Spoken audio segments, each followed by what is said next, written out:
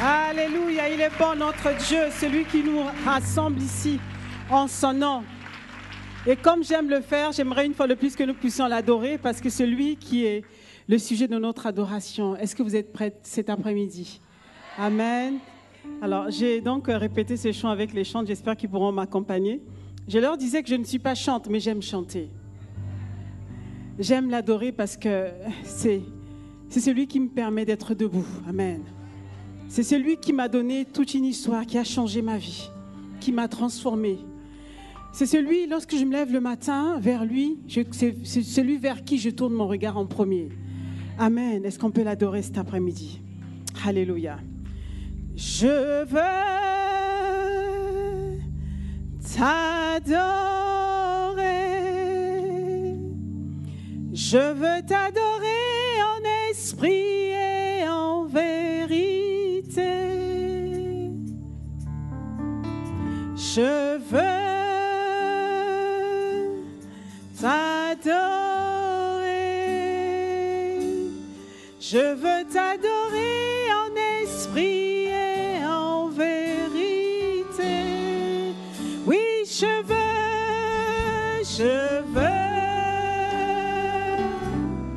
t'adorer.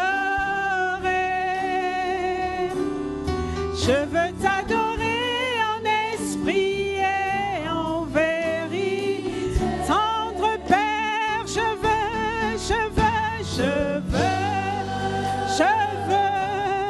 t'adorer. Je veux t'adorer en esprit et en vérité. De tout mon cœur, je veux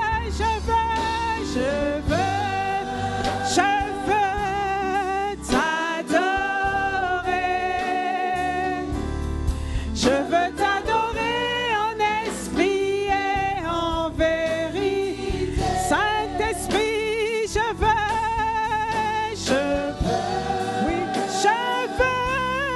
t'adorer. Je veux t'adorer en esprit et en vérité. Pour ce que tu es, je veux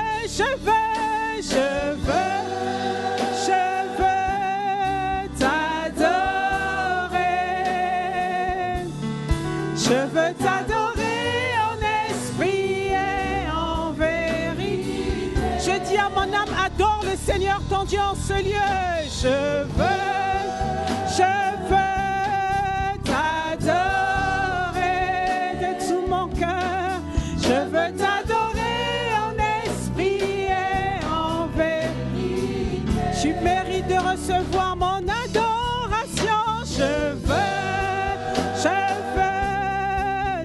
t'adorer de tout mon être. Je veux t'adorer en esprit et en vérité. Oui, Seigneur, tu m'as créé pour t'adorer, Seigneur, pour faire venir vers toi un chant. Les chants peuvent continuer à adorer. T'adorer. Je veux t'adorer en esprit et en vérité. Tendre Père, je veux. Quand je vois ce que tu as fait dans ma vie, Seigneur, comment ne pas t'adorer, Seigneur?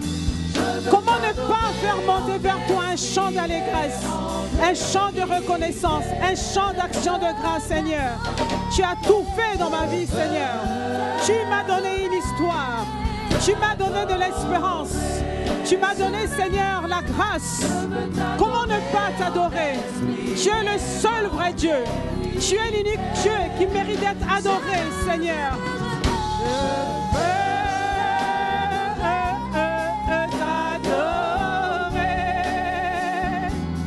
Je veux t'adorer en esprit et en vérité. De tout mon cœur, je veux tous les jours de ma vie t'adorer. Je veux t'adorer en esprit et en vérité.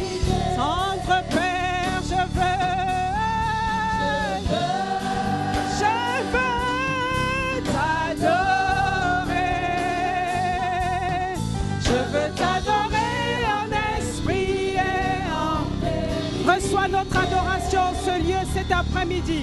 Reçois nos actions de grâce. Oui, je veux, Seigneur, tu es digne. Digne de recevoir notre adoration.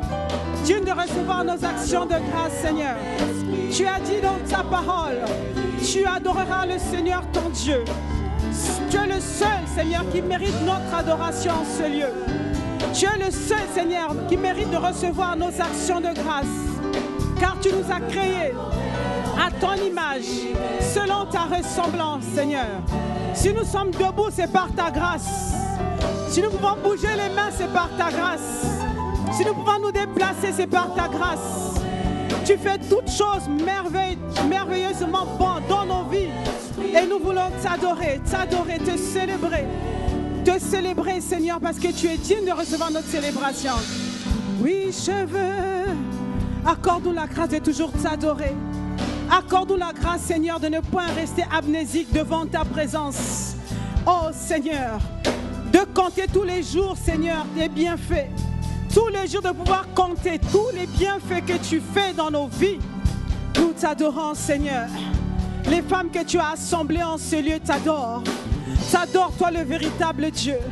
T'adores, toi, le sujet de notre joie. T'adores, toi qui nous as appelés. Toi qui nous as désignés.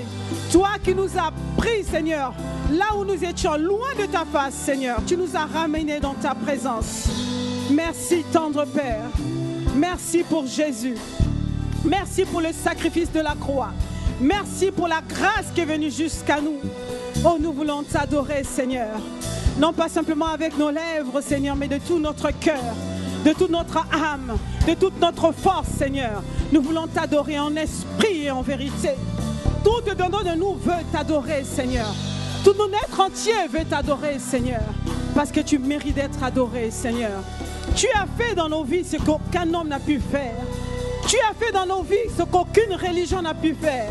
Tu as fait dans nos vies ce qu'aucun système n'a pu faire, Seigneur. Tu es le véritable Dieu, Seigneur. Reçois cet après-midi notre adoration. Reçois nos actions de grâce. Nous nous prosternons devant toi, Seigneur, en reconnaissant que tu es notre Père. Tu es notre Père. Tu es notre Père. Tu es notre source, la source de notre joie. Merci, Seigneur. Merci pour ta présence. Alléluia. Je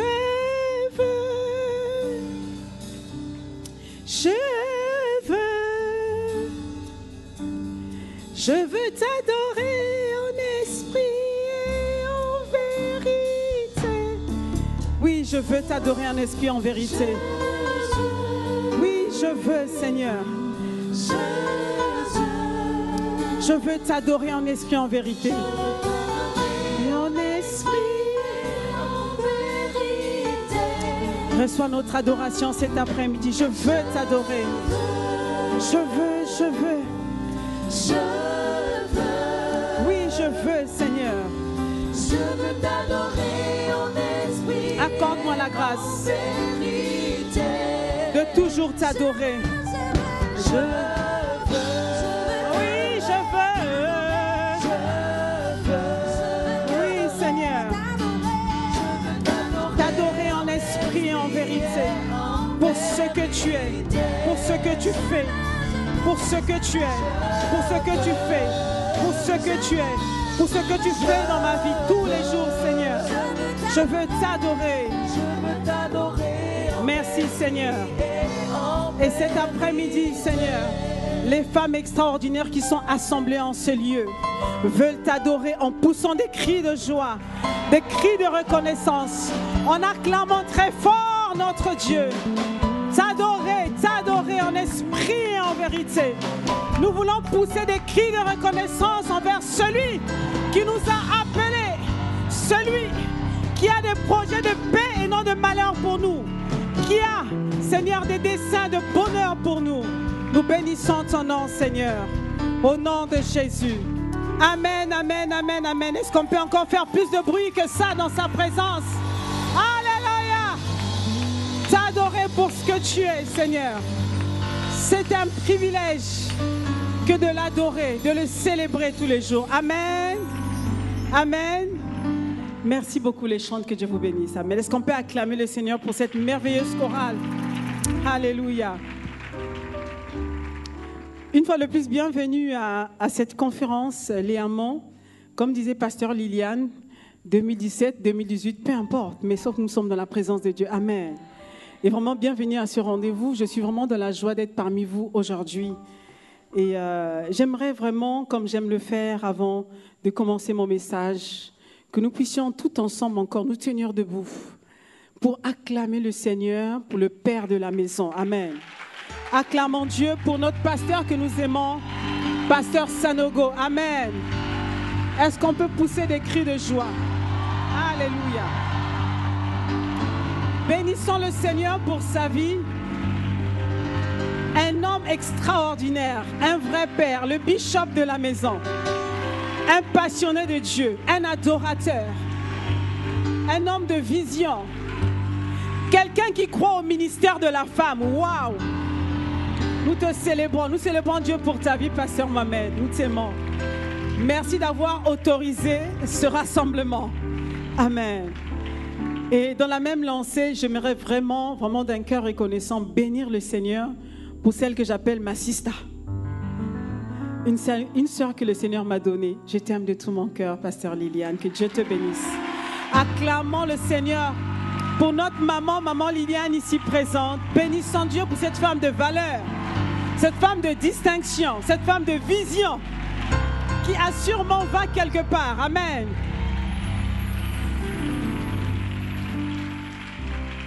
Quand Dieu te connecte à une personne qui va quelque part, même si tu n'allais nulle part, tu es obligé d'aller quelque part. Amen. Parce qu'en regardant à sa vie, non, tu seras...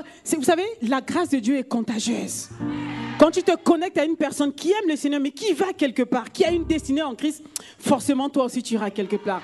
Alors, acclamons le Seigneur pour sa vie, une vraie femme de valeur. Nous t'aimons, que Dieu te bénisse. Amen. Et j'aimerais vraiment célébrer le Seigneur pour Pasteur Stéphanie qui est là. Amen. Que Dieu te bénisse. Waouh! Une femme formidable que j'ai rencontrée il y a 4 ou 5 ans à peu près de cela. Une vraie femme de valeur. Une femme de substance. Vous aurez l'occasion de faire sa connaissance. Amen. On acclame le Seigneur pour sa vie. Amen.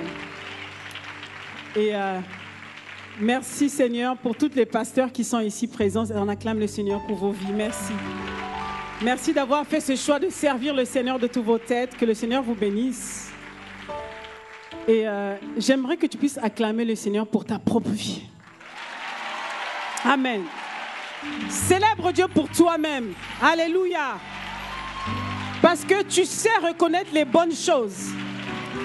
Un rendez-vous comme celui-ci, beaucoup d'entre vous avez laissé de côté le travail pour venir dans sa présence. Ça, c'est faire le bon choix. Amen. Alors acclame le Seigneur. Dis Seigneur, merci pour ma vie. Merci d'avoir ouvert mes yeux. Merci de m'avoir donné l'occasion de pouvoir discerner les bonnes choses et d'être là où les choses se passent. Amen. Vraiment, je vous aime, je vous salue dans le nom de Jésus. Amen. Alors, j'ai gardé le meilleur pour la fin. Alors, je vais juste dire, oui, je ne suis pas venue seule. Je suis venue accompagnée donc, de mes pasteurs. Donc, Pasteur Célia de la Guadeloupe, que Dieu te bénisse. Amen. Elle est là. Ce sont mes filles dans la foi. Pasteur Nadine qui est venue depuis Cotonou, venue avec une délégation. Que Dieu vous bénisse. J'ai ramené ma fille Michaela qui fait mon protocole tout le temps. Elle a voulu m'accompagner. Que Dieu te bénisse, Mika, là où tu es. Et, voilà, que Dieu vous bénisse. Et j'aimerais saluer toutes les personnes qui sont connectées sur Internet. Désolée, je ne vous ai pas dit de vous asseoir. Donc, je vais vous demander de vous tenir debout à nouveau. Je suis désolée. Hein. Et j'aimerais qu'on puisse acclamer le Seigneur pour quelqu'un qui compte pour ma vie. Waouh! Cet homme-là, je disais au Seigneur, tu ne pouvais pas faire mieux. Lorsque je l'ai vu, lorsqu'il m'a vu, quelque chose s'est passé ce jour-là. Amen. Acclamons le Seigneur pour la seule crème de mon chou. Amen. C'est lui qui fait la joie de mon cœur. Il est mon pasteur, il est mon époux, il est mon amoureux, il est mon amant, il est mon convié, il est mon mentor. Pasteur Yvan Castanou. Amen. Nous t'aimons. Que Dieu te bénisse là où tu es. Amen. Voilà. Avant de t'asseoir, est-ce que tu peux juste embrasser ta sista, celle qui est à côté de toi? Embrasse-la. Dis-lui que le bonheur est avec toi. Amen. Le bonheur est dans ta vie. Voilà, je suis contente d'être assise à côté de toi aujourd'hui, de te toucher de si près. Amen. Voilà. Voilà, prenez place, que Dieu vous bénisse. Waouh, je me sens vraiment dans la maison. Amen. Je me sens à la maison. Waouh, je suis vraiment contente. Le bonheur et la grâce m'accompagneront tous les jours. C'est le thème de notre conférence cette année. Et alors que je méditais sur ce thème, je dis Seigneur, mais qu'est-ce que tu veux que je puisse dire à tes filles? Tout le monde connaît au moins la définition du bonheur. Qu'est-ce que je vais leur dire? Est-ce que je vais leur expliquer le bonheur, ça veut dire ça? Qu'est-ce que je vais leur dire, Seigneur? Pendant mon temps de méditation, je cherchais le Seigneur. Je dis, Saint-Esprit, inspire-moi. Je vous assure, ça m'a pris du temps. J'ai dit, Saint-Esprit, inspire-moi. Qu'est-ce que je vais dire à tes filles? Qu'est-ce que je vais dire à ton peuple? Alors, le Seigneur m'a donné ce passage dans le livre de Proverbes, chapitre 18, verset 22. Proverbes 18, verset 22, que je vais lire. Proverbes 18, verset 22. Celui qui trouve une femme trouve le... Ah, c'est une grâce qu'il obtient de l'Éternel. J'ai dit, ah, Seigneur. Alors, je suis sûre que ce passage, vous l'avez au moins lu une fois. Si vous ne l'avez pas encore lu dans la Bible, au moins lors d'une cérémonie de mariage, célébration d'un mariage, vous l'avez au moins entendu. Comme moi. J'avais l'habitude d'entendre ce passage. Je l'ai écouté plusieurs fois. Mais je ne me suis jamais arrêtée pour examiner chaque nom, chaque mot, chaque expression utilisée dans ce passage. Et donc, quand le Seigneur m'a donné ce passage, j'ai dit, Seigneur, qu'est-ce que tu veux dire par là? Et le Seigneur a commencé à me parler.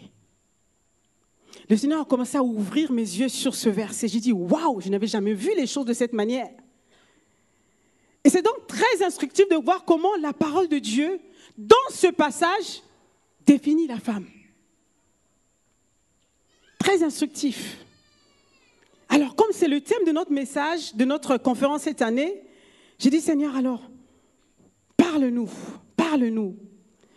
Le Seigneur m'a ramené dans le livre de la Genèse, lorsqu'il a créé l'homme. J'ai dit, Seigneur, mais oui, tu as dit, voilà, tu dis dans ta parole, celui qui trouve une femme trouve le bonheur, c'est une grâce qu'il obtient du Seigneur. Qu'est-ce que tu veux dire par là? Le Seigneur m'a rappelé, dans le livre du commencement, dans le livre de la Genèse, lorsqu'il créait, lorsqu'il formait le corps de l'homme, lorsqu'il a formé Adam, et lorsqu'il a mis Adam dans le jardin, lorsqu'il a demandé à Adam de nommer les animaux, lorsqu'il a donné du travail à Adam, parce qu'Adam était quelqu'un de focalisé, c'était quelqu'un qui était vraiment occupé, il travaillait. Il a mis Adam dans le jardin, Adam a commencé à travailler, et le Seigneur était là à côté, commençait à observer Adam. Il a commencé à observer attentivement Adam. Il a commencé à le regarder, et pour la première fois, vous allez regarder dans le livre de Genèse, Genèse chapitre 1, Genèse jusqu'à chapitre 2, mais tout le long du chapitre 1, Dieu était content de ce qu'il avait créé. Dieu était heureux de ce qu'il avait fait. Lorsqu'il créa les cieux et la terre, il a dit que cela était bon. Lorsqu'il a créé les animaux, il a dit que cela était bon. Lorsqu'il a créé le monde animal, le monde végétal, il dit que cela était bon. Dieu était émerveillé de voir ce qu'il créait. Il était content. Il a fini de créer Adam. Il a dit, faisons l'homme à notre image, selon notre ressemblance. Et nous savons que notre Dieu est parfait. Donc forcément, le Seigneur allait créer quelqu'un de parfait, comme lui. Il a créé Adam, certes parfait, il l'a mis dans le jardin. Quand il a commencé à observer comment Adam fonctionnait, comment Adam travaillait, une pensée est montée au-dedans de lui, il a dit, il n'est pas bon. Il a dit, il n'est pas bon que l'homme soit seul. Il n'est pas bon. Pour la première fois, Dieu n'est pas satisfait de ce qu'il vient de faire. Dieu n'est pas satisfait de son travail. C'est comme s'il a accompli un travail qui était incomplet. Pour la première fois. Pour la première fois. Et quand Dieu fait ce constat, et qu'est-ce qu'il dit après? Je lui ferai une aide semblable. Est-ce qu'on peut acclamer le Seigneur pour ça? Je lui ferai une aide semblable.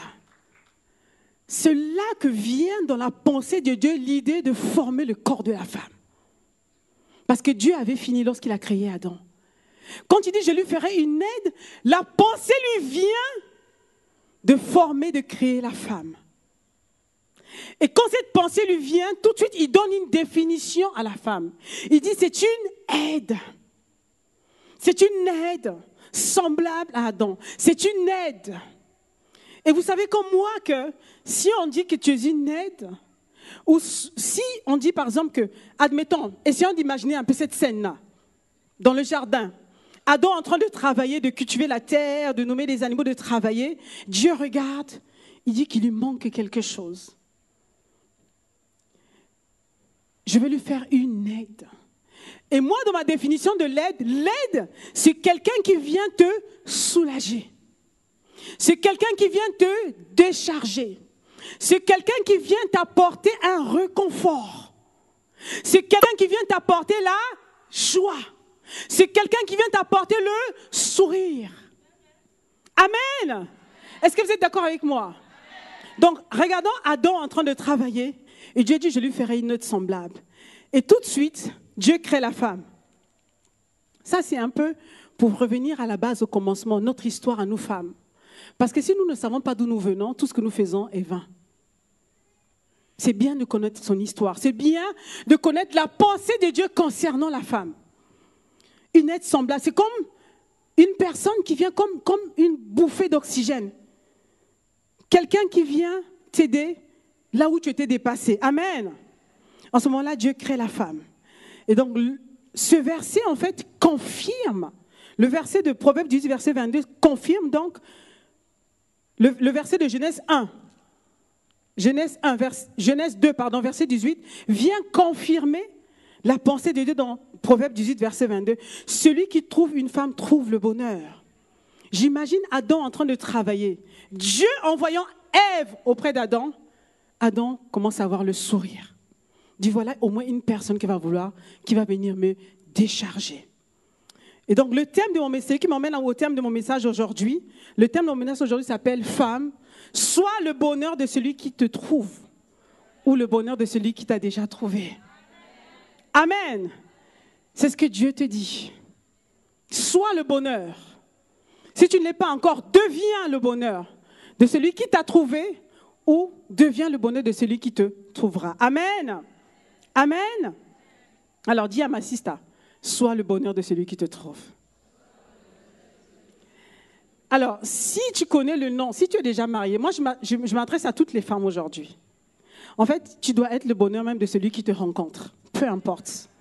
Tu dois être le bonheur partout où Dieu te place. Amen. Tu dois être comme ce rayon de soleil qui brille, qui éclaire. Parce que tu es venu répondre à un problème.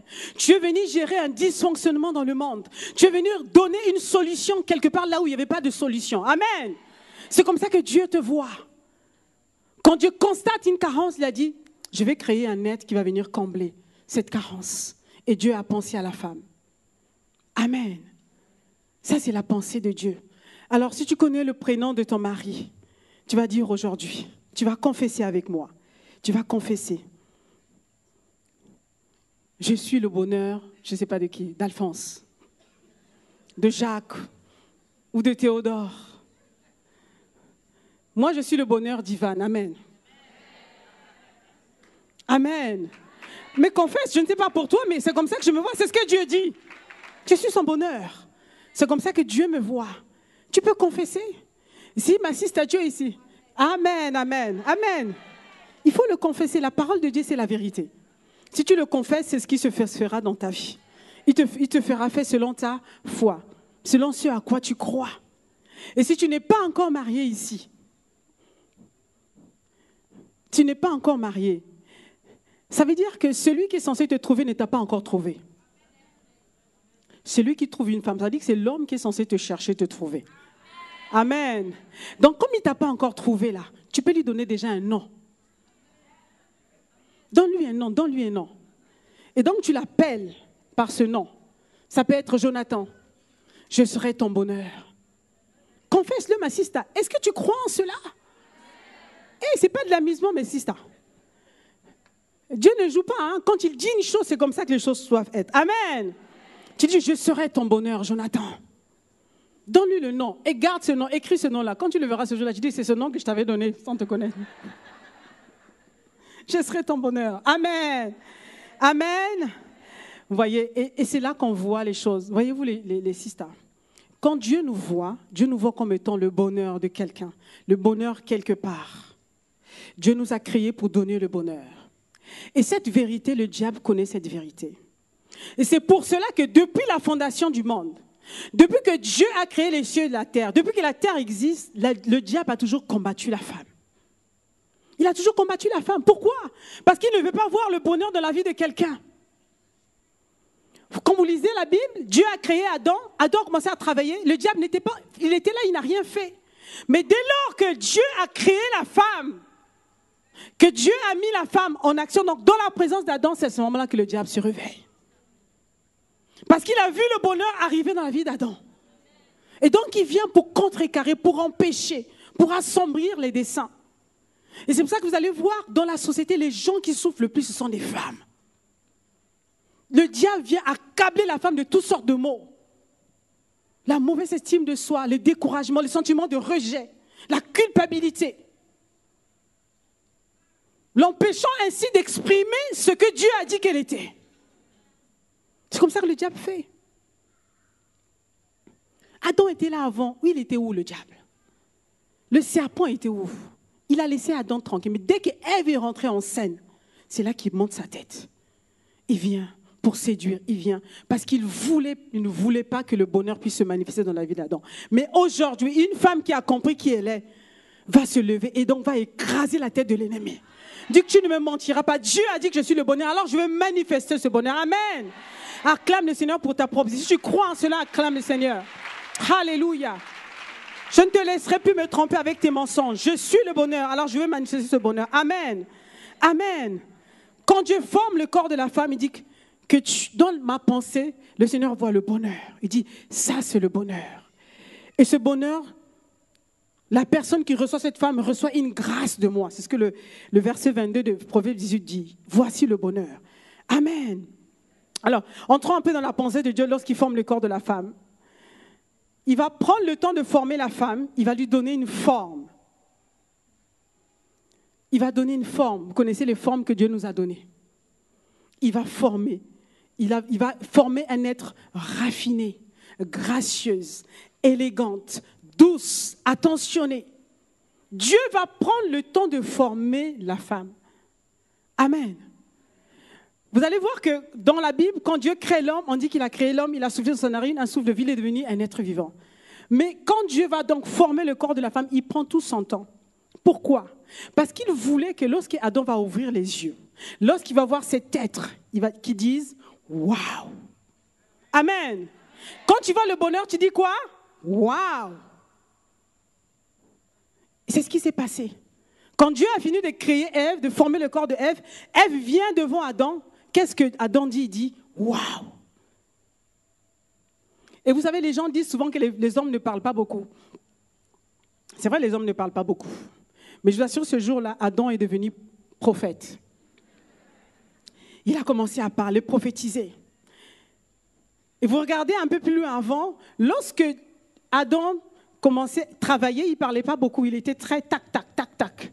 Dieu lui dit, nomme les animaux des champs. Il a commencé à donner les noms. Toi, lion, girafe, lièvre, mouton. Il donnait les noms, il nommait juste les noms, il nommait. Mais quand Ève vient dans sa présence, il dit, mais là, je dois apprendre à parler aujourd'hui. Il faut qu'elle remarque que je suis là. Je ne dois pas rater ce bonheur qui se présente à moi. Alors, Adam devient prophète. Il commence à prophétiser. Qu'est-ce qu'il dit cette fois-ci? Voici l'os de mes os, chair de ma chair. On l'appellera Ève. Amen. Dieu ne lui a pas donné son nom. Dieu était juste en train de passer avec la femme qu'il avait créée. Il s'est arrêté à commencer à prophétiser. Voici cette fois-ci, os de mes os, chair de ma chair. On l'appellera femme. Tu es la côte que Dieu a tirée de moi. Tu es mon rayon de soleil. Tu es mon bonheur. Il a commencé à prophétiser. Parce que le bonheur fait parler, mes sisters. Amen. Le bonheur te rend bavard. Tu souris toi-même, là où personne ne sourit, mais toi tu souris parce que tu as vu quelque chose qui te convient. Amen. Est-ce que tu crois en cela? Amen. Voilà, acclame le Seigneur pour ça. Le Seigneur, cette semaine, veut nous rappeler qui nous sommes. Notre identité en lui. Quelle est sa pensée lorsqu'il nous a créés? C'est pour ça que tu ne dois jamais accepter que quelqu'un te rabaisse. Tu as du prix. Amen. Tu n'es pas n'importe qui. Tu as de la valeur à ses yeux. Lorsqu'il t'a créé, il t'a mis comme ça. Oh! De telle sorte que là où un homme ne savait pas parler, apprend à parler parce qu'il veut arriver là où Dieu est. Amen. Alléluia. Je bénis le Seigneur pour ça. Il veut conquérir ton cœur. Amen. Amen. Amen. Donc, le bonheur fait parler. Si seulement nous les femmes pouvons être conscients. Le diable sait qui tu es. Il sait que tu es le bonheur. Parce que quand Dieu parlait, il était là. Dieu sait qui tu es. Mais nous, les femmes, nous sommes les seules à ne pas savoir qui nous sommes. Qu'est-ce que nous transportons en nous? Qui nous sommes réellement en lui? C'est pour cela que les circonstances, l'ennemi passe par les circonstances, passe par des êtres humains pour nous tromper, pour nous faire croire le contraire. Amen. Dieu a mis à l'intérieur de nous tout ce qu'il faut pour rendre quelqu'un heureux. Tout ce qu'il faut pour transformer un environnement. Dieu a mis cela à l'intérieur de nous. Amen. Qui croit en cela aujourd'hui? Tout ce qu'il faut pour transformer un environnement, tout ce qu'il faut pour donner du sourire à une personne, pour changer la vie d'une personne. Le Seigneur t'interpelle aujourd'hui. Est-ce que tu connais ton identité? Amen. Est-ce que tu connais ton identité? Et aujourd'hui, lorsque tu poses la question aux jeunes filles, j'ai remarqué, quand vous posez la question aux jeunes filles, pourquoi veux-tu te marier? Qu'est-ce que tu attends du mariage? Qu'est-ce que les gens vous racontent souvent? Je veux me marier parce que je vais être heureuse. Je veux me marier parce que je veux connaître le bonheur. Et voilà encore un autre mensonge de l'ennemi. On ne se marie pas pour être heureux. Dieu t'a déjà créé heureuse. Dieu t'a déjà appelé bonheur. Donc quand tu te maries, c'est pour venir donner le bonheur. Quand tu rentres dans la vie de quelqu'un, c'est pour transmettre ce bonheur. Le Seigneur veut que tu réalises, que tu puisses renouer avec ta propre identité. Renouer avec la pensée de Dieu pour ta vie. Amen. Renouer avec cela. Cette semaine, en tout cas, nous prenons la résolution. Prenons, en tout cas pour moi, pour toi. Je veux qu'alors que tu viens dans cette conférence, ce n'est pas pour rien que le Saint-Esprit a inspiré cette parole, a donné ce thème. Il veut que chaque femme puisse réaliser qui elle est en lui. Amen. Qui elle est réellement en lui, en Dieu. Comment Dieu nous voit. Quelle est notre identité? Quelle est notre identité? Quelle est notre identité? Le diable nous a assez menti. Le diable nous a assez menti. Beaucoup de gens rentrent dans une relation avec des idées erronées sur le mariage. Des idées complètement fausses. C'est pour ça que lorsque les gens se marient, dépasser la lune de miel, alors comme on ne voit toujours pas arriver ce qu'on attendait, parce qu'en fait on rentre, on pense venir pour recevoir quelque chose, alors que Dieu te dit d'entrer pour donner quelque chose. Toi tu arrives, tu veux recevoir. Quand tu ne vois rien venir à l'horizon, tu commences à te poser des questions. En fait, est-ce que c'est la bonne personne? Seigneur, est-ce que c'était ta volonté? Seigneur, mais il ne m'aime pas assez. Seigneur, en fait, je pense que je me suis trompée. Cela part depuis le commencement. C'est qu'au départ, on ne savait pas qu'est-ce qu'on venait faire dans ce foyer. On ne connaissait pas sa propre identité. Quand on est rentré dans cette relation, on n'était pas conscient de qui on était réellement. Et du coup, l'ennemi vient avec différents types de pensées. Tu as vu? Il ne te dit même pas je t'aime. Il ne t'a même pas donné un petit nom. Tu as vu, hein? Il ne t'aime pas vraiment. Et tous ces mensonges de l'ennemi venus à notre conscience, on commence à accepter. Et cela commence à affecter le cœur de la femme. L'ennemi a menti. Amen. Amen. Tu es censé donner quelque chose à un homme. Amen. Tu viens dans la vie d'une personne pour lui donner quelque chose. Alors, je vais encore un peu plus loin. Vous allez remarquer, Adam, quand il travaillait, il ne se plaignait pas. C'est vrai que son monde était fade, c'est vrai. C'était monotone, c'est vrai. Amen. Il faut reconnaître quand même. C'était fade, monotone, il n'y avait pas de couleur. Donc, il était là, c'était la routine tous les jours. Mais au moins, il avait la paix. Amen. Il était tout seul, il avait la paix. Maintenant, tu rentres dans la vie de cet homme. Tu ne connais pas qui tu es. Et tu viens le fatiguer. Mais tu ne m'aimes pas assez. Tous les jours, tu donne-moi ci, donne-moi ça. Tu commences à le fatiguer. Dis, mais quand j'étais seule là, j'étais calme. Tu commences à le disputer. Des querelles tous les jours. Vous voyez un peu? Au lieu de ramener le bonheur, qu'est-ce que tu commences à ramener? Le malheur. Cet homme commence à poser la question, est-ce que c'était une bonne idée pour moi de me marier? Vous voyez? Et c'est ce que le diable veut voir dans les vies des femmes. Et j'ai parcouru le monde, c'est le même schéma de pensée. Quand vous parlez aux femmes, ce qui revient souvent, je parlais encore avec ma coiffeuse il y a 3 jours, elle me disait, mais vous avez combien de temps de mariage? J'ai dit que cette année, on rentre dans notre 20e année de mariage. Il me dit, waouh, oui, acclame le Seigneur pour moi, amen. Et en fait, le peu de temps qu'il était là, il voyait comment je parlais avec mon mari, comment j'étais attentionnée. Il dit, mais c'est merveilleux, ça donne envie de se marier. Alors, elle n'est pas mariée, elle n'est pas chrétienne du tout. Hein. Il dit, mais avec mon copain, c'est difficile, ça fait à peine 3 ans qu'on est ensemble, mais je ne pense pas que ce soit la bonne personne. Parce qu'on se prend la tête tout le temps. C'est difficile, il ne fait pas ci, il ne fait pas ça, il ne fait pas ci, c'est toujours moi qui fais, c'est toujours moi qui fais, il ne fait pas ci, il ne fait pas ça. Elle était en train d'énumérer tous les défis que cet homme avait. Mais elle avait oublié, en fait, qui elle était, ce qu'elle pouvait apporter. Mais c'est difficile de le connaître quand on n'est pas en Christ, hein, ceci dit. J'ai commencé à lui donner mon témoignage. Et dans le monde entier, c'est souvent comme ça. Les femmes arrivent et commencent à exiger les choses. Donne-moi ci. J'ai besoin de ça. Tu es censé me donner ci. Tu es censé faire ci dans ma vie. Elles ne viennent pas avec la pensée de donner. Et c'est là que les problèmes commencent. C'est là que les problèmes commencent. Aujourd'hui, le Seigneur va nous délivrer. Amen. Je vais essayer d'accélérer. Ouh, ça va. Je ne suis même pas à la moitié du message, mais on va voir. Amen. Que Dieu fasse grâce. Amen. Acclame le Seigneur pour ma propre vie. Acclame le Seigneur. Dis, Saint-Esprit, inspire là. Alors, qu'est-ce qui empêche la femme d'être le bonheur?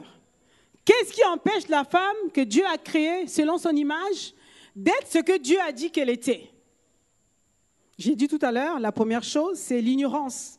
Le fait de ne pas connaître son identité. Deuxième chose, c'est le fait de ne pas connaître la vraie définition du mariage. Voilà, la vie à deux, de ne pas connaître ce que c'est. Et la troisième chose, donc le troisième point dans ce grand 1, c'est le fait de ne pas s'être dépouillé de son passé lourd. De ne pas avoir fait un travail de nettoyage de son âme, un travail de restauration de son âme. Fais en sorte que Dieu ne peut pas déverser en toi le bonheur. Quand Dieu veut venir mettre le bonheur dans ton cœur, dans ta vie, si ton âme était chargée avant, que tu n'as pas fait ce travail de nettoyage de ton âme, tu n'as pas enlevé les anciens bagages de ta vie, Dieu ne pourra pas mettre. Donc du coup, tu ne pourras pas recevoir le bonheur que Dieu est censé mettre dans ta vie. Ça, c'est souvent un cas de figure qu'on rencontre beaucoup. La femme a du mal à manifester le bonheur parce que ce n'est pas que Dieu ne donne pas le bonheur. Dieu est sur le point de donner parce qu'il a dit c'est ce que tu es. Mais tu es tellement chargé d'autres choses. Les choses du passé, les trahisons du passé, les blessures, les abandons, les rejets. Qui lorsqu'on regarde la femme, souvent remonte de son enfance, remonte de son cercle familial, des choses atroces qu'elle a vécues durant son enfance, des choses difficiles. Toutes ces choses, la femme a tendance à garder. La femme garde souvent. La femme est comme une éponge. Elle aspire. Elle va tout avaler. Elle va tout aspirer. Et au moment où Dieu veut venir déposer le bonheur en toi, il n'y a plus de place. Elle est remplie. Et c'est ça qui empêche la femme de manifester le bonheur. Amen. Le Seigneur interpelle une femme ici aujourd'hui. Le travail de restauration de l'âme, mes sisters, est un travail très important. Travail très important. Amen. Amen. C'est un travail très important. Les blessures, il faut oublier cela. J'ai rencontré beaucoup de personnes dans ce cas-là. Et un jour, un de nos fils voulait se marier et je lui ai donné ce témoignage parce que ça m'a frappé. Et il était intéressé par une fille. Il a vu la fille, physiquement la fille lui plaisait. Il s'est approché de la fille, il a commencé à parler avec elle. Et le courant est rentré, donc il était rassuré. Il a vu une autre maman dans l'église, une jeune maman, c'est une de nos filles. Et il a parlé de cette fille à cette maman s'est rapprochée de la fille. Et elle est revenue voir notre fils là, lui dit, j'ai parlé avec elle, je pense que c'est bien, c'est bien. Et il lui a dit, mais maintenant j'aimerais que mes parents, les parents, pasteur Yvan, pasteur Maud, puissent rencontrer cette sœur pour voir si tout va bien. Est-ce que tu penses que ça va passer? La sœur a dit, oui, ça passera, je check. Ok, validé. Et donc, lui, il commençait à préparer la sœur à nous rencontrer. Et il a commencé à parler avec la sœur. Elle a dit, je vais quand même un peu vérifier les dernières choses pour voir si ça passera au niveau des parents. Et il a commencé à parler, je vais faire court. Et en fait, il a dit une seule chose à la sœur, mais on va rencontrer les parents, mais si les parents disent, par exemple, qu'on n'est pas prêt ou que ce n'est pas bon, qu'est-ce qu'on fait? La sœur a dit, non, mais on s'est déjà mis d'accord, on va se marier. Elle a dit, non, tu m'as pas bien entendu. Si les parents disent que là, c'est compliqué, c'est pas bon, qu'est-ce qu'on fait? Je dis, mais toi et moi, on s'est mis d'accord, on se marie. Il revient encore reposer la même question. Et en fait, en creusant, il s'est rendu compte que la sœur avait vraiment un vrai problème avec l'autorité, la figure paternelle. Elle ne reconnaissait aucune autorité dans sa vie. Ça a un rapport avec son passé, la relation qu'elle avait avec son père, la relation qu'elle avait avec son premier père spirituel. Tout cela a été lié. Donc, elle a resté, dit non, elle a commencé à piquer une colère. Et le frère, quand il a vu ça, a dit, mais je n'avais pas vu ça. Et comme le frère est sage, comme le frère entend, suit les prédications, suit les enseignements, si une femme ne sait pas reconnaître une autorité dans sa vie, elle ne saura jamais reconnaître l'autorité de son mari. Ça, c'est une règle de base. Amen. Le frère a compris, ça a dit, ma sister, là où nous sommes, je pense que tu dois aller chercher Dieu pour ta vie et moi, je vais aller chercher Dieu pour ma propre vie. On peut faire une pause ici. Il a été sage parce que la sœur a vraiment des challenges. Amen. Ça, c'est une sagesse. Amen.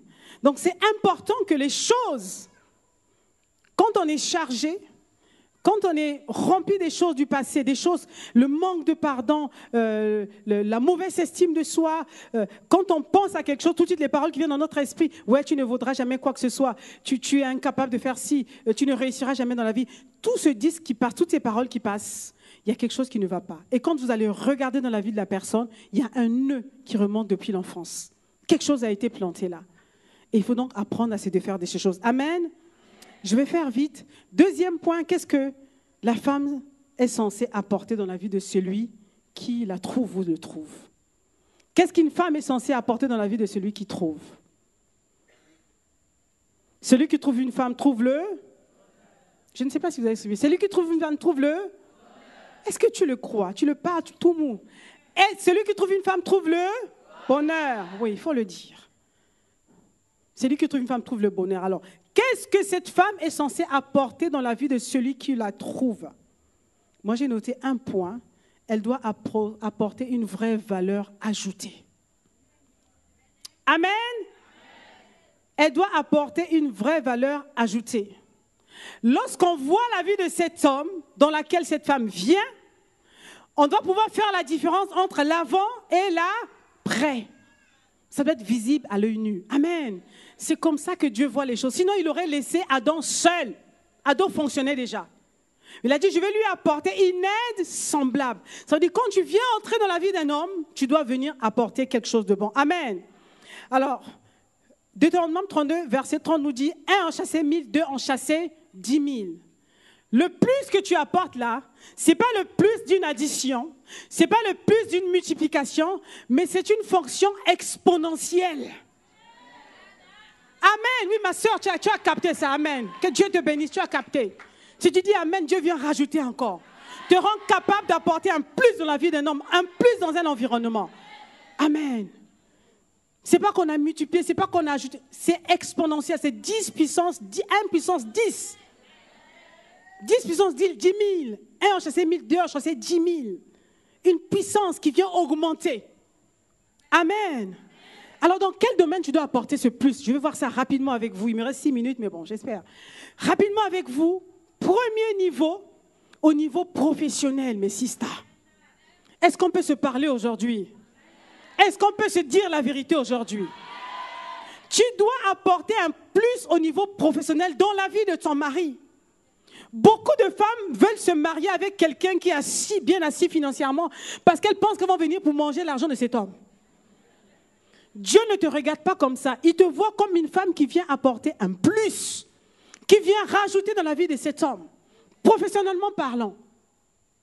Amen. S'il gagne 100 000 francs, toi, tu dois gagner aussi quelque chose. Amen.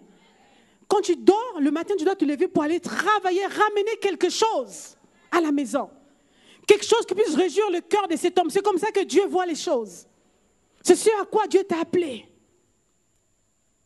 Tu dois contribuer financièrement dans le foyer. Et l'image qui m'est venue, ce qui me vient à l'esprit, l'exemple type, l'exemple parfait de cette femme qui apporte un plus au niveau professionnel de la vie de son mari, c'est la femme du Proverbe 31.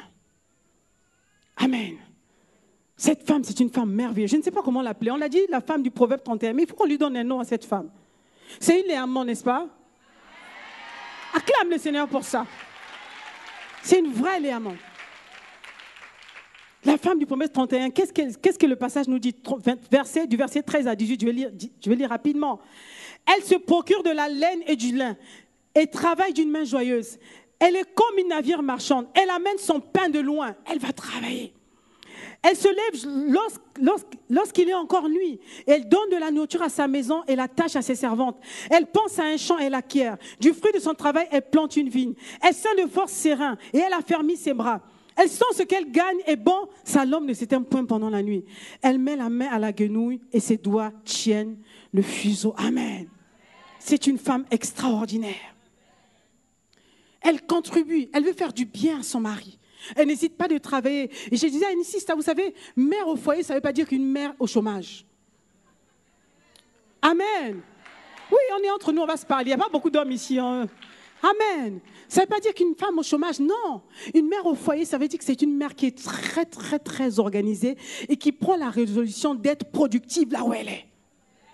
Même temps au foyer, elle peut commencer à faire des affaires. Vous savez, aujourd'hui, on n'a même plus de raison en fait, pour échouer. Elle peut travailler sur son ordinateur, elle peut commencer à vendre, elle peut créer un centre d'appel, elle peut faire beaucoup de choses. Mais le but, c'est de travailler, de contribuer. À la fin du mois arrive, tu apportes quelque chose dans la vie de ton mari. Amen. Acclame le Seigneur pour ça. Est-ce qu'une Léamon peut acclamer le Seigneur? C'est comme ça que le Seigneur veut que nous puissions être.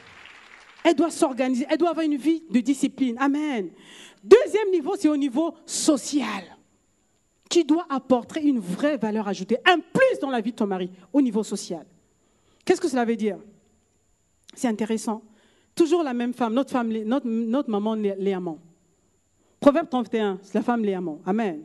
Cette femme nous enseigne encore. Au verset 23, son mari est considéré aux portes lorsqu'il siège avec les anciens du pays. On parle d'une femme, ensuite on dit son mari est considéré aux portes. Ça veut dire que grâce à cette femme, grâce à ce qu'elle fait, son mari est respecté. Son mari est considéré. Au milieu des grands, on lui fait un fauteuil, un grand siège pour lui seul, à cause de la femme du Proverbe 31. Amen. Acclame le Seigneur pour ça. Alléluia. Waouh, il faut que les choses changent. Aujourd'hui, les femmes sont fières de porter le nom de mari. Oui, moi je m'appelle Madame Castanou. Oui, c'est bien de porter, mais ne te cache pas derrière le nom de ton mari. Quand est-ce que ton mari va porter ton nom? Quand est-ce que ton mari, lorsqu'il arrivera quelque part, on dira, voilà, c'est la femme de Madame Cécile. Tu sais, cette dame qui est au 440 là. Amen. Lorsqu'il arrive, parce que c'est la femme de Cécile, on va lui trouver une place spéciale. Amen. Est-ce que je parle à une femme ici aujourd'hui? Alléluia. Parce que tu fais tellement du bien, tu impactes les gens, tu es clair, tu es respecté, respectable. Lorsque ton mari apparaît, on lui donne un siège à cause de ton nom. Amen. Est-ce que le Seigneur nous réveille aujourd'hui? Ma prière, c'est que le Seigneur nous réveille. Nous devons donner une place au niveau social. Un vrai plus, une vraie valeur ajoutée dans la vie de nos maris.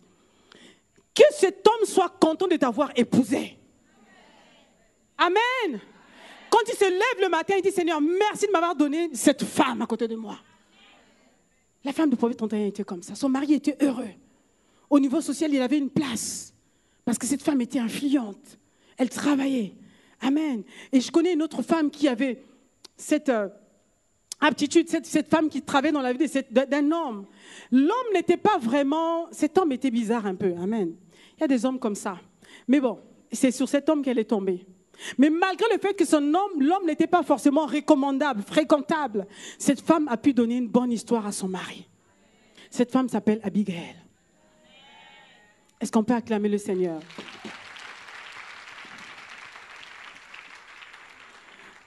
de son travail, à cause de la sagesse qu'elle a manifestée, elle a pu sauver toute sa famille. Vous savez, vous connaissez, vous pourrez lire toute l'histoire dans le livre de 1 Samuel chapitre 25. Son mari était fou, insensé, il ne respectait personne, même pas le roi. Mais cette femme a manifesté un niveau de sagesse pour sauver sa famille. Et quand le roi David écoute cette femme, au verset 32 jusqu'au verset 35, écoutez ce que le roi David dit. Abigail est partie auprès du roi pour aller le supplier, pour faire en sorte que le roi ne puisse pas tuer toute sa famille. Parce que son mari était fou, son mari était insensé devant le roi. Qu'est-ce que le roi David lui dit? Béni soit l'Éternel, le Dieu d'Israël, qui t'a envoyé aujourd'hui à ma rencontre. David bénit Dieu pour la vie d'Abigail. Béni soit ton bon sens et béni sois-tu, toi qui m'as empêché en ce jour de répandre le sang et qui a retenu ma main. Mais l'Éternel, le Dieu d'Israël, qui m'a empêché de faire du mal, est vivant. Si tu n'étais pas hâté de venir au-devant de moi, il ne serait resté qui que ce soit à Nabal d'ici à la lumière du matin. Et David prit la main d'Abigail et ce qu'elle lui avait apporté, lui dit, monte en paix dans ta maison, vois, j'ai écouté ta voix et j'étais favorablement accueilli. Acclamons le Seigneur pour cette femme. Je respecte beaucoup cette dame. Socialement parlant, elle sait que son mari était un déséquilibré. Donc, elle est obligée de créer l'équilibre, de combler les failles, combler les trous. Amen. C'est ça, apporter un plus dans la vie d'un homme. C'est pas que cet homme mérite, c'est pas que cet homme... Non. Toi, tu dois te décider, je rentre dans ta vie, je dois apporter un plus dans ta vie. C'est une affaire de décision. Amen. Amen. Alors, le troisième niveau, l'avant-dernier niveau, le niveau émotionnel. Niveau émotionnel. J'ai plus ou moins parlé de ça tout à l'heure. Il faut que l'âme de ton mari soit apaisée. Il ne faut pas le fatiguer. Amen. Il ne faut pas le fatiguer. Quand tu viens dans sa vie, apporte quelque chose au niveau émotionnel. Si ton âme est brisée, si ton âme est va d'abord guérir. Moi, j'ai dit aux jeunes filles, si tu sens que tu es... Parce qu'il y a des personnes qui sont à fleur de peau, qui prennent des choses, tu lui dis une parole, elle va transformer ça différemment. Elle va toujours chercher les poux là où il n'y en a pas. Quand tu as ce genre de système de pensée, ça veut dire que tu es malade. Mais c'est ça. Et va d'abord guérir avant de chercher à rentrer dans la vie d'une personne. Sinon, tu risques de lui casser les oreilles. Amen. C'est très important. Le mariage n'est pas une finalité en soi. Il y a un minimum qu'il faut avoir pour entrer dans le mariage. Je ne dis pas qu'il faut être parfait. Non, on est tous tout en construction. Amen. Le travail que Dieu fait dans ma vie n'est pas terminé. Mais il y a un minimum. Minimum. Il faut checker ton âme avant. Regarde comment tu es. Est-ce que tu es capable de donner quelque chose? Si tu sens que tu es vide, dis Seigneur, remplis-moi. Si tu vois que Dieu parle, ça ne rentre pas, va d'abord chercher à guérir ton âme. Et comment tu vas faire ce travail de restauration de l'âme? Vous êtes dans une très bonne église. Les pasteurs vont vous accompagner. C'est un travail qui se fait ensemble avec les pasteurs. Beaucoup de gens, quand ils ont des challenges de l'âme, tout de suite, ils accusent les démons. Ah, je suis oppressé, c'est l'ennemi qui m'attaque. Pasteur, il faut chasser les démons. Pasteur, il faut prier pour moi. Ce n'est pas toujours l'ennemi qui attaque. Si ton âme est malade, la Bible dit qu'il faut manger la parole de Dieu. Jacques 1 le dit. Recevez avec douceur la parole de Dieu qui peut sauver vos... Amen. Jacques 1, 21. Il faut manger la parole.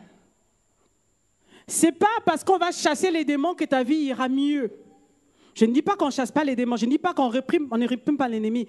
Mais ce n'est pas ça la solution. J'ai vu beaucoup de gens toujours chercher la délivrance.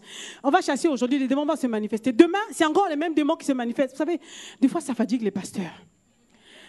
Les séances de délivrance, souvent, c'est très, très physique. Hein? Donc, il faut d'abord faire ce travail de restauration. Et dans ce travail, toi, tu es acteur. Ce n'est pas le pasteur qui le fait à ta place, mais toi-même, tu prends la résolution, la décision. Tu vas manger la parole de Dieu, tu vas chercher Dieu, les pasteurs vont t'accompagner. La responsabilité de Dieu, c'est de te donner la parole.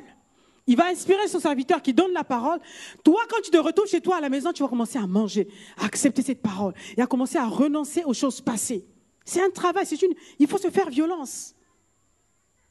Pasteur Yvon a l'habitude de le dire, il a écrit un livre là, Neutraliser l'ennemi public numéro 1, la chair. C'est un livre qui est vraiment très riche. Je pense que c'est encore à la librairie. Je n'ai pas ramené, mais je crois que c'est à la librairie ici. Vous pouvez vous en procurer. Il parle vraiment de comment l'âme se comporte. Il parle de la chair, de l'âme et de l'esprit. Vous allez voir, ça vous aidera à faire la distinction entre ces trois parties de nous-mêmes et de pouvoir travailler à notre âme. J'insiste dessus. La femme est piégée souvent au niveau de son âme. Comme nous sommes des êtres émotionnels, c'est là que l'ennemi vient nous piéger. Et c'est de là que partent beaucoup de choses. Donc, avant de rentrer dans le foyer, accepte ce travail de restauration de l'âme. Amen. C'est important. Ne fais pas l'impasse. Réveille-toi. Travaille sur ton âme. Travaille sur ton âme. L'âme qui a été guérie pourra recevoir la parole de Dieu et sera à même de donner à l'autre. Amen. Tu ne peux pas donner ce que tu n'as pas reçu. Tu ne peux pas. Si tu n'as pas reçu le bonheur, tu ne pourras pas donner le bonheur. Donc, il faut accepter ce travail de restauration de l'âme. Beaucoup de femmes sont à découvert au niveau de l'âme. Au moins d'être, en fait, pour rentrer dans le foyer, il faut au minimum être à 0, mais pas à moins 10, moins 20. Quand tu as découvert, tu vas être comme une personne qui est tout le temps en manque. Tu rentres dans le foyer parce que tu cherches quelque chose et tu vas être envahissante. Est-ce que tu m'aimes? Il va te dire, aujourd'hui, je t'aime. Le soir, chérie, est-ce que tu m'aimes? Je t'aime. Demain encore, un moment, on dit, mais toi, tu me fatigues là. C'est quoi ton histoire? Est-ce que tu m'aimes? Est-ce que c'est moi qui t'ai mis au monde?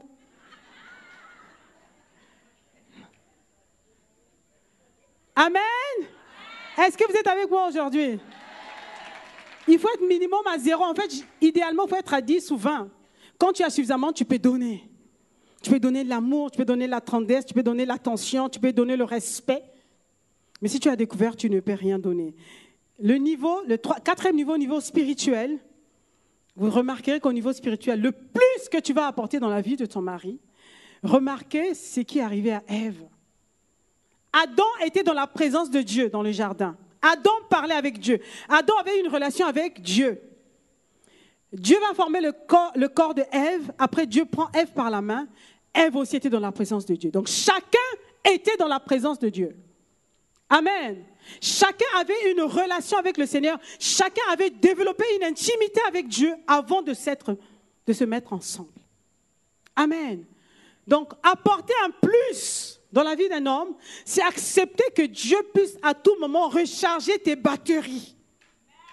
Amen. Que tu sois OK spirituellement, en tout temps.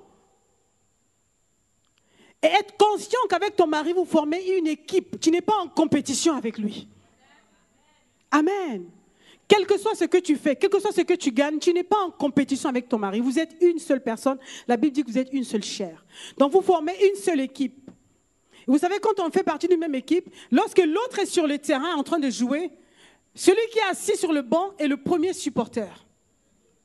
Donc la première personne qui intercède pour celui qui est sur le terrain. Pourquoi? Parce que quand celui qui est sur le terrain marque un but, c'est l'équipe qui a marqué un but. Quand celui qui est sur le terrain gagne, c'est l'équipe qui a gagné. Et je dis souvent que dans le foyer, soit on gagne, soit on perd. Il n'y a pas qu'un qui a gagné, l'autre qui a perdu. Non. Celui qui gagne, si un gagne, on a gagné. Si un perd, on a tous perdu. Donc spirituellement, il faut être assez chargé. Il faut vraiment avoir une bonne intimité avec le Seigneur de manière à pouvoir soutenir son mari dans la prière. Il est sur le front, il est en train de faire telle chose. Tu es la première personne qui intercède pour lui. La première personne qui croit en lui. La première personne qui peut prophétiser les choses dans sa vie. Amen. Est-ce qu'on est d'accord? C'est ça, apporter un plus. Si tu viens, parce que tu dis non, je veux marier un homme spirituel. Comme ça, il va imposer les mains sur moi. Il va prier pour moi. Tu seras dessus, ma sister. Tu seras dessus. Le Seigneur peut te donner un homme spirituel, mais qui va plus s'occuper de l'œuvre de Dieu, qui va plus s'occuper des affaires de Dieu que de toi. Dieu permet ça souvent pour réveiller les femmes. Ah oui. Amen. Tu dois apporter un plus spirituellement dans la vie de ton mari. Amen. Et le dernier niveau, c'est au niveau physique. À regarder. Et puis ensuite, il est revenu pour aller en profondeur, pour voir si ce qu'il a vu, c'est bien ce dont il a réellement besoin. Amen. C'est la première, c'est la porte d'entrée, la première porte d'entrée. Aujourd'hui, les femmes dans l'église, parce qu'on est dans le Seigneur, on est marié avec un homme spirituel, on pense qu'on peut se laisser aller. Parce que c'est un homme spirituel, il est abondant avant d'être spirituel. En tant qu'homme, il est visuel, il regarde. Donc ce qu'il a vu ce jour-là, il aimerait le voir tous les jours comme ça. C'est ça. C'est la vérité. Quand Adam a vu Ève, il a vu Ève marcher, il aimerait que Ève puisse garder la même démarche. Ça lui rappelle des bonnes choses. Amen. Ça lui rappelle des souvenirs. Quand il voit, il est heureux. Quand il a vu Ève, il a dit, cette fois-ci, il aimerait pouvoir prophétiser tous les jours. Amen. C'est ça, ajouter un plus au niveau physique. Il faut faire le bonheur de ton époux au niveau physique. Quand tu te vois, il est content. Quand il veut aller à une réception, il est heureux de sortir avec toi. Est-ce que je parle aux femmes aujourd'hui? Il est content, il est fier. Vous n'avez pas vu certains hommes, quand il est assis calmement, dès qu'il voit sa fille, il commence à gesticuler partout. Il y a quelque chose, c'est ça le bonheur. Et le bonheur arrive, vous aussi. Donc il faut qu'il soit, il y a un sourire qui s'esquisse, il est tout excité, c'est normal. Dieu a dit que tu étais le bonheur. Et quand tu vois le bonheur, la joie déborde dans son cœur. C'est pour ça que la femme doit prendre soin d'elle. Je ne vais pas répéter, j'en ai parlé l'année dernière, je pense. Doit prendre soin d'elle. Doit continuer à prendre soin d'elle. Doit continuer à prendre soin d'elle. Amen. Amen. Et le livre des Cantiques le dit dans Cantiques chapitre 2, verset 14. Parce que quand on parle de ça, on dit, ouais, mais c'est écrit où dans la Bible? C'est l'esprit qui compte, c'est l'amour agapao, mais amour eros d'abord. Avant d'arriver à agapao. Il faut, quand tu te vois, qu'on ne puisse pas le supplier de te toucher. Bon, je ferme la parenthèse. Cantique de Cantique, chapitre 2, verset 14. Non, c'est très important, mes sisters. On a dit qu'on était entre nous. Qu'est-ce que ce livre nous dit? Ma colombe, qui puisse t'appeler ma colombe. C'est quand on dit ça, ça veut dire, vous savez, quand on dit ma colombe, ça veut dire, il voit la grâce qui est dans les ailes d'une colombe. Vous savez, il devient tout de suite kinesthésique, c'est-à-dire il te voit, mais en même temps, il a envie de te toucher. Ma colombe. Qui te tient dans les fentes du rocher, qui te cache dans les parois escarpées. Fais-moi voir ta figure. Il veut voir ta figure. Amen. Fais-moi entendre ta voix, car ta voix est douce. Vous savez, quand quelqu'un parle, ça veut dire qu'il y a toute une image là. Et ta figure est agréable. Amen. Il faut quand tu vois, il dit que ta figure est agréable, ma colombe. Amen. Qu'il puisse trouver des mots nouveaux. Vous savez, nous savons chanter des chants nouveaux, mais qu'il ait des mots nouveaux quand il parle de toi. Amen. Donc, il faut prendre soin de temps en temps, un peu se maquiller, un peu quelque chose là. Mais il ne faut pas trop se déguiser aussi. Amen. Il ne faut pas trop se déguiser parce que c'est compliqué. Sinon, il risque de ne pas te reconnaître, justement. Aujourd'hui, c'est plus le maquillage, c'est le déguisement. Amen. Amen. Est-ce qu'on peut acclamer le Seigneur? Amen. Tu dois faire la joie de celui qui t'a trouvé. Voilà. Tu dois faire la joie. Tu dois faire la joie. Et je vais donner un exemple ici qui m'a frappé. Dernier point, j'aurai terminé dans moins de 5 minutes. L'exemple d'une femme. Et cette femme m'a intriguée. Une femme qui est venue, au lieu de rajouter, soustraire dans la vie d'un homme. Vous savez, il y a des femmes comme ça. Elles rentrent dans ta vie. Là où tu étais au moins peut-être à 3 ou 4, tu deviens à moins 100. C'est terrible. Cette femme qui est venue soustraire, cette femme s'appelle Delilah. La Bible parle de cette femme. Mais en même temps, j'étais intriguée parce que quand je lisais l'histoire de cette femme, je dis, elle m'a appris quelque chose. Que je dois maintenant prendre, rajouter au niveau émotionnel et au niveau physique pour pouvoir vraiment apporter du bonheur à mon mari. Amen. Tout n'est pas bon, tout ne doit pas être jeté, mais il y a des choses qu'on peut capter. Amen. Delilah, qui connaît l'histoire de Delilah dans la Bible? Tout le monde presque. Je vais juste lire ce verset, les versets 15 à verset 21, Juge chapitre 16, 15 à 21. Delilah lui dit, comment peux-tu me dire que je t'aime? Donc là, elle est en train de cuisiner un homme pour pouvoir, prendre des secrets, prendre une information, un secret qui était dans le cœur d'un homme, dans le cœur de Samson. Puisque ton cœur n'est pas avec moi, voilà 3 fois que tu t'es joué de moi et tu ne m'as pas déclaré d'où vient ta force. Comme elle était à chaque jour à le tourmenter et à l'importuner par ses instances, son âme s'impatientait à la mort. Alors il lui ouvrit tout son cœur, il lui dit, le rasoir n'a point passé sur ma tête, parce que je suis consacré à Dieu dès le ventre de ma mère. Si j'étais rasé, ma force m'abandonnerait. Je deviendrais faible et je serais comme tout autre homme. Delilah, voyant qu'il lui avait ouvert tout son cœur, envoya appeler les princes des Philistins et leur fit dire, montez cette fois, car il m'a ouvert cœur. Donc voilà, elle est venue voler quelque chose dans la vie d'un homme qui lui a ouvert son cœur. Et les princes des Philistins montèrent vers elle et apportèrent l'argent dans leurs mains. Verset 19, elle l'endormit sur ses genoux. Cette parole m'a marqué. Elle l'endormit sur ses genoux. Quelle est la dernière fois que tu as endormi ton mari sur tes genoux?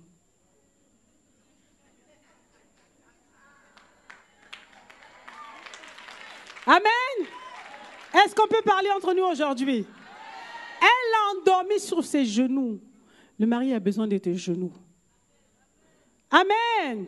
Cette femme avait du tact, sauf qu'elle a utilisé ça dans un mauvais côté, mauvais sens. Elle l'a endormi. Ça veut dire que l'âme de cet homme était apaisée. Samson avait vu le bonheur, mais ce n'était pas un vrai bonheur. Elle l'a endormi sur ses genoux. Commençait à lui souffler des mots doux. Samson est devenu comme un enfant, un petit enfant. Il y a un petit enfant dans chaque homme. Dans le cœur de chaque homme, il y a toujours un petit enfant qui a besoin de s'endormir sur les genoux de son épouse, qui a besoin de se sentir relax, vraiment de s'appuyer sur cette femme. Delilah avait cette chose. Elle savait comment faire en sorte que cet homme s'abandonne entre ses mains. Malheureusement, elle n'était pas bonne intentionnée. Et j'ai appris dans ces choses, ce n'est pas parce qu'on fait des bonnes choses à notre mari, c'est les intentions que nous avons dans notre tête quand nous faisons ces choses-là. Amen. Tu dis que je vais apporter le bonheur. Ce n'est pas juste le bonheur, mais quelle est ta motivation profonde? Est-ce que tu as la pensée de Dieu lorsque tu t'approches de cet homme ou il y a autre chose qui t'anime? C'est pour ça que je dis souvent aux sœurs, quand tu conditionnes le fait que ton mari doit te toucher, tu dis qu'avant de me toucher, tu me fais ci, tu dois me faire ça, tu dois m'acheter ça, tu te comportes comme Delilah. Et la Bible dit que Delilah, c'était une prostituée. Même mariée, il y a des femmes qui se comportent comme des prostituées dans leur foyer. Tu ne dois pas conditionner le fait que ton mari te touche avec quelque chose. Il n'a pas fait quelque chose dans la journée, du coup, le soir, quand le soir arrive, tu lui mets un panneau de sens interdit. Tu ne franchis pas. Certaines mettent des coussins entre deux. Ça, c'est pas bon. Parce que tu es son bonheur. Lorsqu'il te voit, il est heureux. Il a envie de te toucher. Tu lui appartiens comme dit la Bible. Amen. Tu ne t'appartiens pas à toi-même. 1 Corinthiens chapitre 7, verset 4.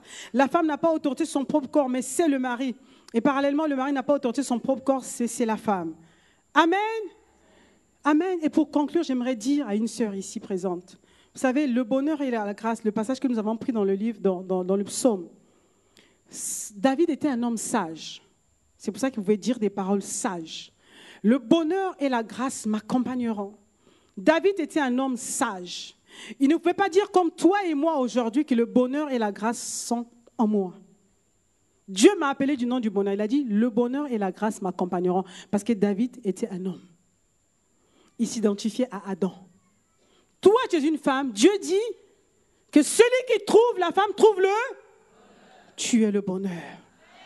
Amen. Acclame le Seigneur. Dis à ta sister, ma sister, tu es le bonheur. Tu es le bonheur. Si tu ne le manifestes pas encore, alors laisse Dieu te remplir parce que c'est ce qu'il dit que tu es.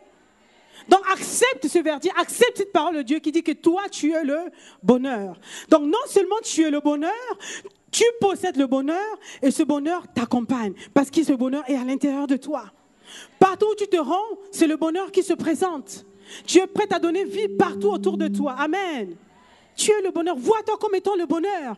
Ne va pas chercher le bonheur. Tu es déjà le bonheur. Dieu t'a appelé bonheur. Tu es censé apporter le bonheur. Partout où tu te rends, tu es le bonheur. Tu possèdes le bonheur. Ton identité, c'est le bonheur. Tu es ce rayon de soleil que le monde a besoin, dont le monde a besoin. Tu peux illuminer la journée d'une personne qui était dans le découragement. Parce que quand Dieu t'a créé, il a dit, toi, tu es le bonheur. Je t'ai façonné d'une manière. Je ne t'ai pas fait comme j'ai fait Adam. En toi, j'ai mis quelque chose de spécifique, quelque chose de spécial. Tu es capable de transformer ton environnement, de donner un sourire à une personne qui était découragée. Amen. Qui se voit comme le bonheur aujourd'hui? Est-ce qu'on peut se tenir debout? Alléluia. Ne cherche pas le bonheur, tu l'es déjà. Ce bonheur en toi, ton nom, c'est bonheur. Amen. Ton nom, c'est bonheur. Dieu t'a appelé bonheur. David va dire que le bonheur et la grâce m'accompagnent. Oui, le bonheur et la grâce m'accompagnent. Pourquoi? Parce que David avait fait de l'Éternel son berger. L'Éternel était son berger. Et un berger, quand il suit qu'on appelle une brebis, quand il suit son berger, le bonheur et la grâce l'accompagnent. Mais quand Dieu te crée, quand Dieu nous crée, nous femmes, il a dit que j'ai mis le bonheur en toi. Tu n'as pas besoin de chercher, tu es déjà le bonheur. Alors marche dans mes voies. Suis ma parole. Suis-moi pas à pas. Tu verras comment, petit à petit, tu vas commencer à illuminer les gens autour de toi. Tu vas donner un rayon de soleil. Ne regarde pas ta condition aujourd'hui. Même si aujourd'hui tu pleures, ce n'est pas ça qui détermine qui tu es. Regarde à la vérité de la parole de Dieu, ce que Dieu a dit de toi. Amen. Ne confondez pas la situation d'une personne à ce que Dieu dit de cette personne. La réalité, c'est que toi, tu es le bonheur. Moi, je suis le bonheur. Quand je suis dans ma maison, je suis le bonheur. Quand mon mari me voit, il doit toujours sourire. Quand je ne suis pas là, il va dire, mais où est-ce que tu es? Rentre vite, j'ai besoin de mon bonheur. Amen. Acclame le Seigneur pour ça, acclame le Seigneur. Alléluia. Alléluia. Alléluia. Nous allons vraiment élever les mains vers le Seigneur, nous allons prier. Seigneur, accorde-nous la grâce de réaliser qui nous sommes en toi, d'accepter la vérité de ta parole. Alléluia. Jésus, Seigneur, nous te prions aujourd'hui, Seigneur, en cette première session. Donne-nous, Seigneur, accorde-nous la grâce, Seigneur, de serrer ta parole contre notre cœur et de pouvoir accepter cette parole que tu donnes, Seigneur. Parce que ta parole est la vérité. Tu dis que je suis le bonheur, Seigneur. Accorde-moi la grâce de réaliser qui je suis en toi et d'accepter ce que tu dis que je suis en toi, Seigneur. Que je puisse manifester ce bonheur, Seigneur. Que je ne puisse pas courir après le bonheur que le monde peut venir me présenter. Que je ne puisse pas courir après le bonheur que les hommes peuvent me présenter, Seigneur. Parce que toi, lorsque tu m'as créé, tu as dit une parole, tu as décrété une parole, que je suis le bonheur. Seigneur, je veux accepter aujourd'hui que je suis ce bonheur, Seigneur. Tu as mis en moi, Seigneur, tout ce don qu'il faut, le nécessaire, Seigneur, pour éclairer la vie d'une personne, pour illuminer la vie d'une personne, pour rendre heureux quelqu'un. Alléluia. Apporter le bonheur, c'est apporter un sourire à quelqu'un. C'est apporter le bien-être à une personne. Alors Seigneur, fais de moi cette personne. Parce que tu le dis, Seigneur. Donne-nous de vivre, Seigneur, la vérité de ta parole. Donne-nous, Seigneur, de mettre en pratique ta parole. Et de prendre la résolution, Seigneur, de vivre ta parole. De vivre ta parole, Seigneur. Nous te supplions, Seigneur. Laisse aucune femme ici venue en cet endroit, Seigneur, indifférente. Seigneur, donne-nous de réaliser, de ruminer au-dedans de nous. Seigneur, que ta parole puisse faire écho dans notre esprit. Que ta parole puisse faire écho dans notre esprit. Que seule ta parole puisse avoir autorité dans notre esprit. Que ta parole puisse faire taire tous les mensonges de l'ennemi. Que ta parole puisse faire taire tous les mensonges de l'ennemi. Que nous puissions accepter, Seigneur, ta parole, la vérité de ta parole. Je suis le bonheur. Ma sœur est le bonheur. Elle possède le bonheur. Elle va donner le bonheur autour d'elle. À toi la gloire. À toi l'honneur. Au nom de Jésus. Amen, amen, amen. Est-ce qu'on peut acclamer le Seigneur? Alléluia. Acclame, acclame, acclame, acclame le Seigneur. Acclame celui qui a déclaré que tu es le bonheur. Alléluia. Celui qui t'a donné la révélation que tu es le bonheur. Merci Seigneur. Amen, amen, amen.